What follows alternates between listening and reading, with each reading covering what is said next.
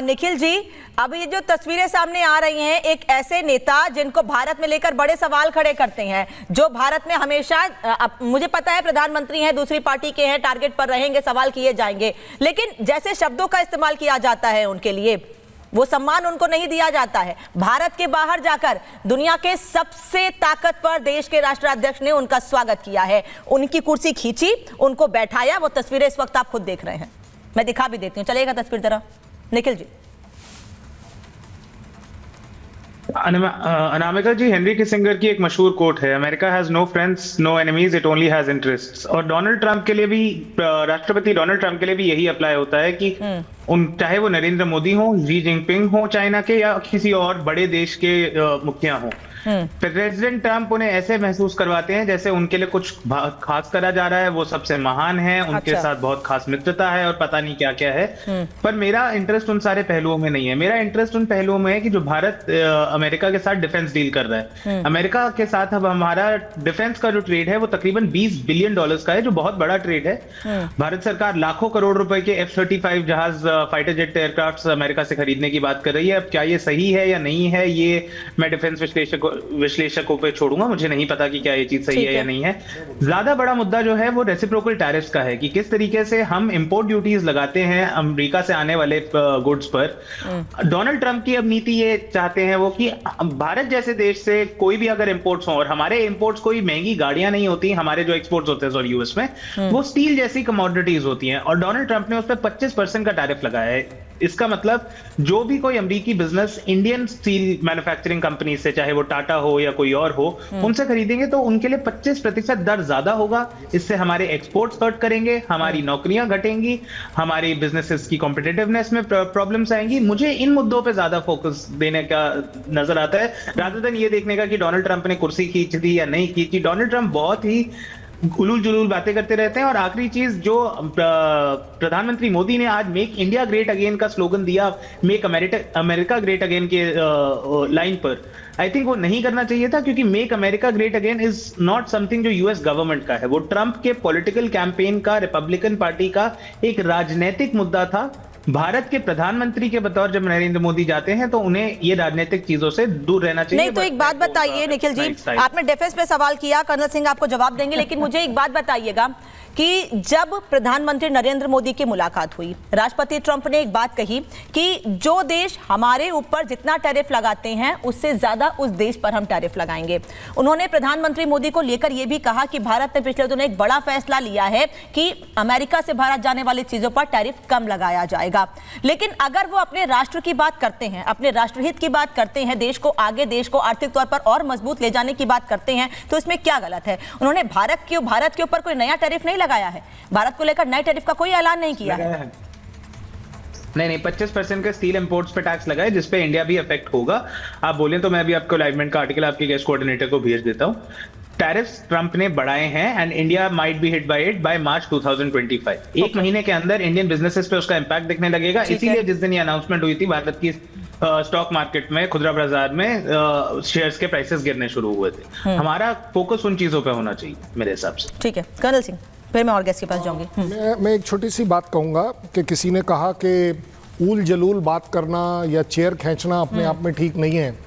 मैं कहता हूं, अगर मेरे को, मेरी कंट्री को और मेरे प्राइम मिनिस्टर को अगर ये रिस्पेक्ट मिल रही है और किसी के हिसाब से वो गलत है, मैनिपुलेटिव है, तो मुझे मंजूर है, मुझे गर्व है, मेरे भारतीयों को गर्व है इस बात पर कि यूएस टॉप नंबर का कंट्री का प्रेसिडेंट पब्लिकली उसकी चेयर खींचकर उसको बिठा रहा है। मैं कहता हूं इसमें गलत क्या हुआ? और किसी ने अगर कह दिया कि उलूल जलूल के लिए president Trump, let me tell you, president Trump के पीछे एक बहुत बड़ा इंफॉर्मेशन बैंक चलता है जो उसे गाइड करता है। अगर उन्होंने उल जलूल स्टेटमेंट ये दी है कि Bangladesh will be responsibility of prime minister, भाई साहब मेरी गारंटी ले लीजिए, मुझे मंजूर है, मुझे बिल्कुल मंजूर है। F-35 को लेकर भी मंजूर है, डिफेंस को लेकर भी कई सवाल। अगर इसको बेइज्जती मान रहे हैं आप तो आप मान लीजिए। मैं कहता हूं कि जिस तरीके से उन्होंने टेररिज्म से रिलेटेड राणा के लिए बात करी है, बिना नाम लिए सीधे सीधे उन्होंने 3 बातें क्लियर कर दी।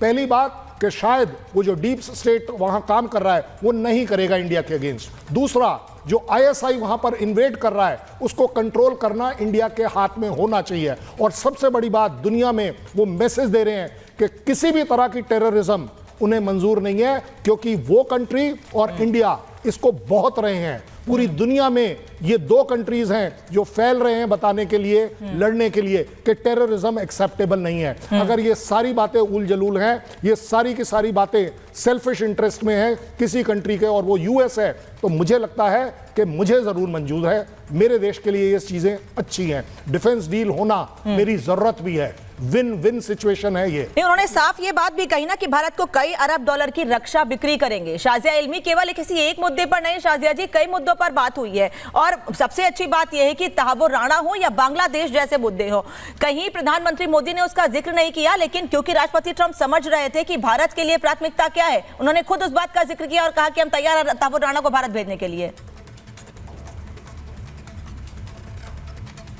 बिल्कुल। और जो मैंने अभी भी एक कमेंट सुना, मुझे लगता है उससे ज्यादा ऊल जलूल कोई कमेंट हो नहीं सकता। जो यहाँ पे कहा जा रहा है कि मेक इंडिया ग्रेट अगेन नहीं कहना चाहिए था, ये कौन नहीं कहना चाहेगा? शायद कांग्रेस पार्टी के ही नुमाइंदे हैं, वो नहीं कहना चाहेंगे, लेकिन वो अकेले होंगे। और कांग्रेस में जो शहजादे हैं वो कहना चाहेंगे, लेकिन हम सब यकीन करते हैं that India should be great again. वो इंडिया जिसके बारे में हम पढ़ते हैं, वो जो सिविलाइजेशनल हमारी वैल्यू रही है, जिसका जीडीपी सबसे ज्यादा रहा है, जो हम बात करते हैं वो सोने की चिड़िया जिसको हम कहते हैं, जो हम चोला पीरियड को याद करते हैं या उस वक्त की बात करते हैं जब वाकई में इंडिया का क्या नाम था, वर्चस्व था, हम सब वही चाहते हैं। ये सबकी महत्वाकांक्षा है, ये सबकी एक ख्वाहिश है, सिर्फ कांग्रेस पार्टी की नहीं होती तो अपने बारे में बोले। और मुझे लगता है कि अपने आप में इस बात को कहा उन्होंने, मेक इंडिया ग्रेट अगेन, जैसे कि डोनाल्ड ट्रंप कह रहे हैं, वो उनके राजनीतिक स्लोगन भी हो सकता है, लेकिन वो राष्ट्र का स्लोगन भी हो सकता है। और तो मुझे लगता है, और जैसे हमारा स्लोगन है सबका साथ सबका विकास, तो वो संवैधानिक स्लोगन भी है। तो मतलब ये बहुत ही ऊल जलूल, इससे ज्यादा कोई बात नहीं हो सकती। एक जरूरी बात मैं अपने कांग्रेस के दोस्त को एक और चीज का पर्दाफाश उनका करना चाहती हूँ कि कम ज्ञान जो है ना बहुत ही फिक्र का सबब होती है। Little knowledge is a dangerous thing. तो union steel secretary Sandeep Poundrik ने ये कहा था कि जो इंडिया के स्टील एक्सपोर्ट्स है वो बहुत कम है। हम 145 मिलियन टन जो है एक्सपोर्ट करते हैं, और यूएस में करते हैं सिर्फ 95,000, यानी कि बहुत ही छोटा हिस्सा। तो हम इतना इम्पैक्ट होते भी नहीं है, क्योंकि मिनिस्ट्रियल 145 मिलियन टन, और कहा 1 लाख टन भी नहीं जो यूएस में जाता है, तो उससे कुछ बिल्कुल भी फर्क नहीं पड़ता। तो जैसे मैं कहती हूँ ना, little knowledge is a dangerous thing. लेकिन उन सबसे हटकर आप देखिए क्या रवैया है ट्रंप का मोदी जी की तरफ। और बात सिर्फ कुर्सी की नहीं है, या फिर ये कहना नहीं है आई मिस बात यहाँ सम्मान की है, और ये भी नहीं अपने आप में सम्मान की है। जो भारत को समानता के साथ, गर्मजोशी के साथ और एक दोस्ताना नजरिए से देखा जा रहा है, इक्वल्स की तरह। मुझे लगता है अपने आप में कि वाकई में बहुत ही फक्र की बात है हर एक हिंदुस्तानी। और सबसे बड़ी